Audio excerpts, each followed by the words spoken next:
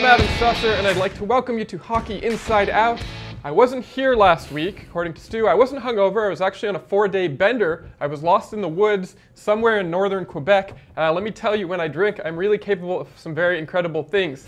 Stu will not be with us for this week, unfortunately. He's on a hair club for men retreat somewhere in Iowa. I believe that's where their main facility is. Personally, I think those things are a big waste of money, but he's pretty convinced that it's money well spent. He's been showing everyone at the office some artist renderings of what he's hoping he'll look like when he comes back. Can we get some of those on the screen? Love it. Oh yeah. Oh, that's the best, actually. Yeah, they're all quite good. The young executive look. I think I like the Spreewell, personally. I think the Spreewell's a good look for him. Cornrows. Okay, I don't think that's how it works, Stu. I don't think you get to choose. I think it's really just the same hair that you had before. Anyways, hope all goes well. Okay, this is what we're going to be discussing on today's show. Number 1, would Patrick Roy be a good coach for the Habs, and or should he be involved in the organization in any capacity? Number 2, why are goalies so weird? Number 3, is Alexander Radulov the solution to the Habs scoring woes? Number 4, should NHLers be allowed to compete in the Olympics? Let's meet our panel. He's the Gazette Renaissance man who covers everything from Indigenous issues to politics to sports to assorted city news. He does it all. Chris Curtis, ladies and gentlemen. I woke up to his voice on the CBC this morning talking about Frank Ocean's sexuality. That's no joke. I thought I was having a nightmare. Ladies and gentlemen, Brendan Kelly. She keeps asking me, I'll do your show, but don't make me cry. Hey, listen, Denise, don't step into the ring if you can't take the pain. Okay. Denise Duguay, everyone. Patrick Roy is one of Quebec's favorite sons. Is probably the best goalie in the history of the world. He's won 4 Stanley Cups and a slew of other trophies that I don't have time to list off. In his first year as an NHL coach, he led the Avalanche to an impressive first-place finish in the West, only to be knocked out of the playoffs in the first round, and was able to lead his team to the postseason in the 2 consecutive years after that.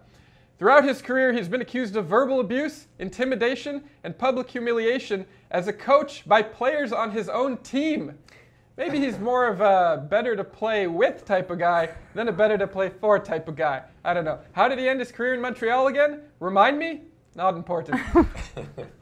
Now that he said goodbye to his old friend Joe Sakic and the Avalanche like only Patrick Roy can do, weeks before training camp commences, would Patrick Roy be a good fit as the coach of the Montreal Canadiens? Almost seems like a joke to ask that after an intro like that. And or should he be involved with the organization in any capacity?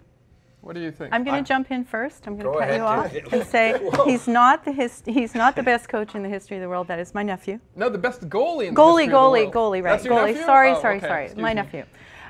But I think he would be fabulous as the coach because if it's going to be tense and there's going to be things falling apart, I at least want some drama and fireworks. Oh, so for entertainment purposes, you Yes. want to see him? Okay. Yes. But honestly, Go full walrus. Yes. I just think the idea of having Marc Bergevin managing Patrick Roy is a thing of beauty. I mean, the 2 of those guys going mano a mano, it would be totally fantastic. And we simply don't have enough drama with the You don't Montreal think? Yeah, Canadiens. it's true. There's Pretty simply there's low never key anything to team. talk about. No. It's dull as dull can be. Yeah. No, but seriously, I mean, look, Patrick Roy was. I mean, people are, and even with your intro, it sort of sounds like, oh, it's crazy.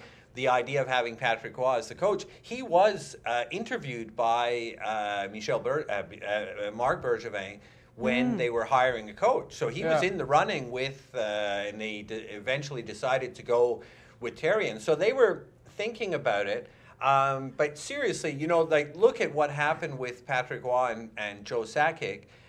Roy had this sort of amorphous role where he was coach and also vice president hockey or something, where he had a say in picking the players. So his ego, people talk about PK Subban's ego. I mean, Patrick Roy, they were going to have to enlarge the doors at the Bell Center, and so he's going to have to be very involved. I can't see Marc Bergevin likes Michel Therrien, who will scurry after him and do whatever he says. Therrien will never get fired. I feel like Bergevin, he uses this foxhole metaphor for Therrien. Like, you want to be in a foxhole with him. Like, if you were in a foxhole with Patrick Roy, he would stab you in the back so quickly. Or no, like continuing the soldier metaphor, like his crew will mutiny on him so fast. I don't know. I like Patrick Roy. I liked him as a coach. Obviously, I liked him as a player. I feel like he's the type of guy who will do anything to win. I don't see him as a guy who will stab you in the back.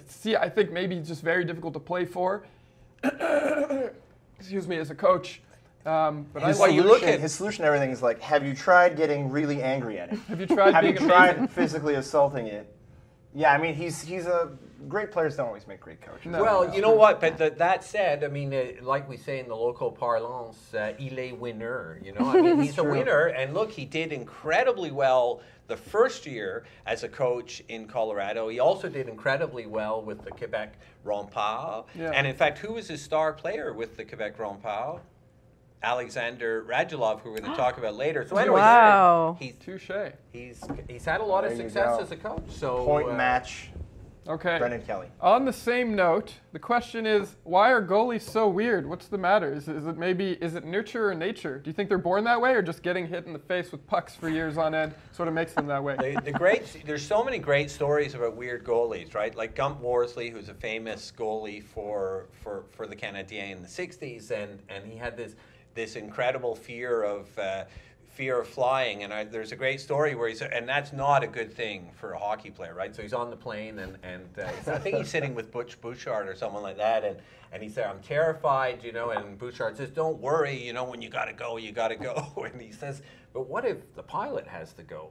Like, what if it's his day to go? They're all weird, you know, it is a weird position. The goalie, because Patrick Roy, too, I mean, remember they almost said he kind of had like some form of Tourette's syndrome in the net. He was weaving his head around, and he had all these weird or vaguely psychotic. Like, I mean, if he's winning games, who cares, right? I think that might be it. Just that attitude of like, let's just dismiss it. We're winning games. Never mind that there are some missing people in the cities we're playing in when we happen to be there. And they're apart. Like I play beer league hockey too, and the goalie is always the guy who sits in the room afterwards. I know a couple who have a couple of puffs before they go out just to bring them down to the right level, you know. So and it actually too high strung even. Yeah. And they look, but they really do actually have great analysis of the game because we don't watch the game. We're playing at an extremely high level in my beer league. Sure. But they You're Brendan Kelly. Well, exactly. So, do I need to say Brendan? That's what he does. That's what he does. Yeah. I once had a hat trick, but they see the game. Okay. Denise, any thoughts? None at all. None at all? No. Okay. I used to play, when I played hockey when I was a kid, before I got good enough to be a forward, I was a goalie, and I was a pretty good goalie. And believe it or not, at times people call me weird. So I don't know if there's a correlation to that. But it could be a nature thing. Yeah. But you know, but weird, but just different. A different point. You know, Ken Dryden, one of the most, who's not so weird, but you know, they have an analysis of the game. He was a politician. They're normal. Yeah, totally. Great connection. Okay, we're gonna take a look at a video that I shot this week on the street. Have a view. Take a look. How do you feel about the news that just hit Montrealers like a ton of bricks that Carey Price is going to be out for up to 6 weeks? It's unbelievable. I don't know how we're going to recover from this, but maybe it's just like a hoax, you know? Yeah. Maybe they're just trying to pull our legs, you know? What would you have people keep in mind during a crisis situation like this? We have a pretty good team. The record's not too bad. We can afford to take a couple of losses, and it's not the end of the world. Do you think a tragedy like this can actually bring people together and unite the city even more? Yes, I think it can.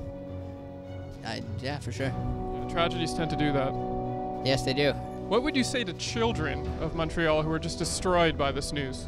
He's going to take the time that he needs to come back from the injury, so he's going to be the best version of Carey Price that we've had so far. So you shouldn't worry, kids. Condon is the man for the job right now. We believe in him. He's a pretty good condom to keep us safe, I guess. Yeah. What do you want to say, Joe? That's clever, but I don't think it's appropriate to joke in a time like this. This morning, General Manager Marc Bergevin released a statement that I'm going to read for you, okay?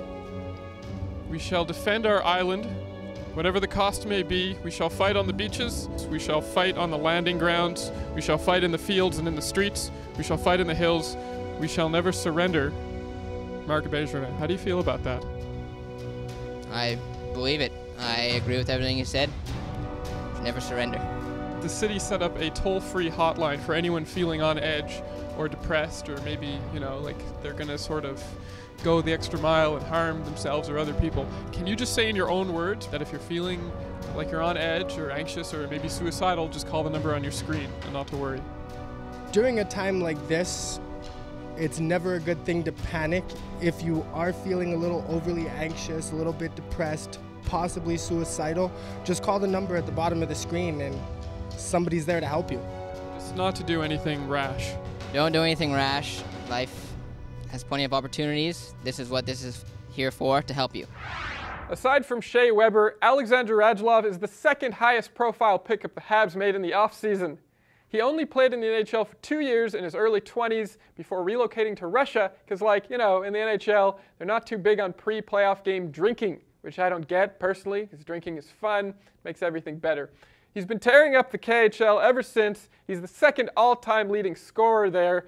Marc Bergevin gambled for a year and signed him to a hefty $5.75 million contract, hoping that he's a changed man and can bring some much-needed firepower and balls to the Habs' timid offense. And by balls, I mean hockey pucks. Will Alexander Radulov be the offensive threat that everyone's hoping for? I think you used a good word there. It's a gamble. Balls. Hockey pucks? But I like that word. Ponies. yes, the balls metaphor. No, because I mean when you think about it, like years ago, people it seemed were like lining up to at least give the Canadians a try, and now in the offseason, I think even Bergevin said he's been getting from a lot of players. I don't know why you would say this out loud. They're saying, I don't know if I don't want to play in this market. I don't want to play here. So all you're left with is these sort of gambles, and maybe it'll work out. He's done well in the KHL, but at the same time, I don't know that you could engineer a more frustrating player for someone like Michel Therrien to coach. And you know what? It's like this is like I think it's the fifth straight sort of shaggy dog that Marc Bergevin has picked up. Can you get a normal player? I mean, it's like incredible. He gets Cassian. I find our whole team, at least in my lifetime, has been getting players that were past their prime. They were getting a little better. They're getting slightly younger, you know. But I think he'll do okay. But we never get like a great, you know, like a star player. Maybe we just have to grow those players in the draft. You could argue that Shea Weber is like kind of his prime. I guess right. You could argue that he's old enough. I would agree with that. He's a little past his prime, but I mean, you think of though Daniel Briere was the classic example. Would have been a great player. 3 or 4 Kovalev. years. Too. But also, you know that story that came out this summer when Le Cavalier confirmed that there was this trade, that they were going to trade Carey Price, Subban, and Patch for Le Cavalier, who was completely finished. Finished. They would have destroyed the team. But I think that the reality is they keep getting. They got Briere was a total dud. They got Parenteau was a dud. They got Cassian was a dud. They got Salmon was a dud. So Salmon, who's that? Yeah, who even remembers that one? I don't think you could put Radulov in the same vein as those players. I think he's young enough. He's a better player. Well, he's a better player now, and he's just young enough. I mean, is he better overall than those players in their prime? I don't know, but he's at a better age that we're getting him, I think. Well, I think you mentioned the thing about the KHL. So this we'll see. The KHL is not the NHL, but he is one of the best offensive players there. Yeah. So you know what? If he scores 25 to 30 goals, it's a good deal. But you know what? It's just a stopgap measure anyways, because if he scores 30 goals, he'll get an $8 million contract somewhere else, so he'll leave. And if he scores 10 goals, we'll fire him. Not necessarily. And you know what? Bergevin is playing. He's gambling pretty much that we're going to win the Cup in the next 3 years, or it's over. He'll be gone just because of the age of our team and the Shea Weber move. That was obvious. So it's like this year, next year. The X factor here is will Therrien ruin Radulov? Will David Dare inevitably get more playing time than him? Well, that's a certainty. So much time. That's a certainty because there are those photos. Yeah. All right, we have to move on to the next question. The next question is, will the Olympics, ladies and gentlemen, is it a good idea to have the NHL join the Olympics, or do you think it's better to keep them out of it? Well, it looks like there's a problem for the next Olympics, so we'll see if they end up playing there. There's a financial dispute between the Olympics and the league. I kind of have a problem with it. I mean, isn't the to sound like the old purists, but I mean, isn't the Olympics supposed to be about amateur athletics? And then, so I mean, it's obvious the teams with the most NHL players, you know, when you see those teams like Austria that have one NHL player, I mean, are just going to get smoked by all these. Let's not forget Latvia. But there's discrepancies Who like almost that. won, no? Every sport has discrepancies like that, even in the amateur level. It just seems like it becomes an offshoot of a professional league, which just seems a little odd. It does so, think about what it does. I think as a fan of spreading the team, you worry, like, if you have a bunch of Olympic players, will they come back banged up, like Carey Price or whatever? Yeah, I don't know. I think it does so much for the brand of hockey or the sport of hockey that it, and it's the most entertaining. Personally, I enjoy it more than watching the playoffs. It could have the effect where you're lying down on the couch watching the NHL on the Olympics, and then you don't want to get up, so you watch more Olympics, and you get interested in maybe some more obscure sports. So that's not bad. I mean, the downside is you have to watch a team coached by Mike Babcock. It's not so bad. I think we're lucky to have him on Team Canada. Any other thoughts? We have more time. I disagree. Olympics. All right, that's the end of our show.